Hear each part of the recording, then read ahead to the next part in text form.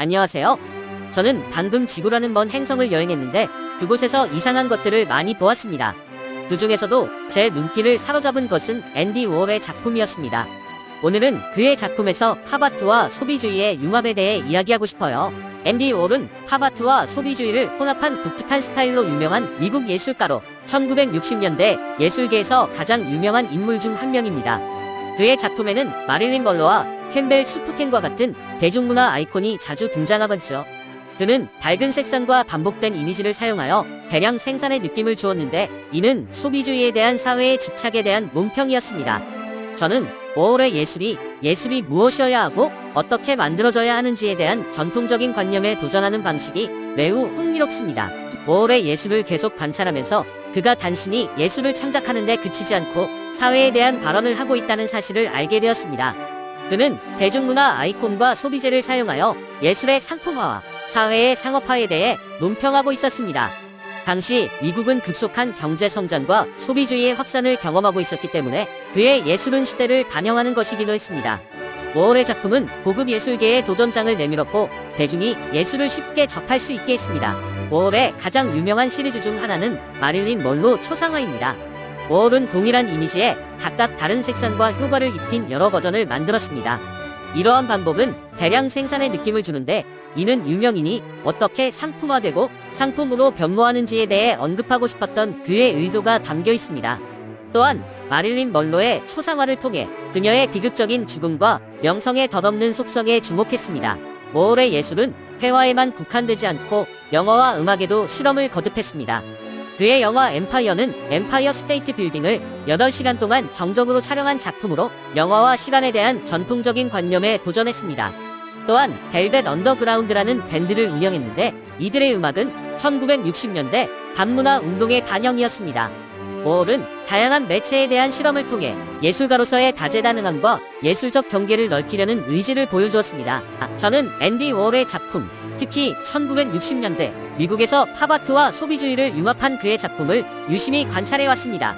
그의 가장 상징적인 작품 중 하나인 캠벨 수프켄은 32개의 캔버스에 각각 다른 종류의 수프켄이 등장하는 시리즈입니다. 이 캔버스들은 당시 미국에 대량 생산되고 상업화된 문화를 상징합니다. 워홀의 작품에는 물건 자체뿐만 아니라 물건을 소비하는 사람들에 대한 관심도 담겨있다는 점이 흥미로웠습니다. 수프켄은 단순한 제품이 아니라 삶의 방식을 상징합니다. 소비주의에 대한 워홀의 논평은 비판적인 것이 아니라 주변 세계를 관찰한 것입니다. 워홀은 대량 생산된 이미지를 사용함으로써 대중이 쉽게 접근할 수 있는 예술을 창조할 수 있었습니다.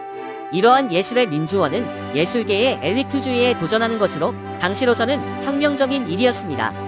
워홀의 작품은 예술이 멀리서 감상하는 것이 아니라 일상생활의 일부가 될 수 있는 가능성을 열었습니다. 실크 스크린을 사용하여 작품을 대량 생산하는 워홀의 독특한 기법은 소비주의와 상업계의 영향을 많이 받았습니다. 1960년대에 워홀은 실크 스크린을 대중화하여 동일한 이미지를 약간의 변형으로 여러 번 재현할 수 있게 되었습니다. 이 기법은 광고에 자주 사용되었고 워홀은 이 기법의 가능성을 활용하여 그의 상징적인 작품인 캠벨 수프켄과 마릴린 먼로 초상화를 제작했습니다.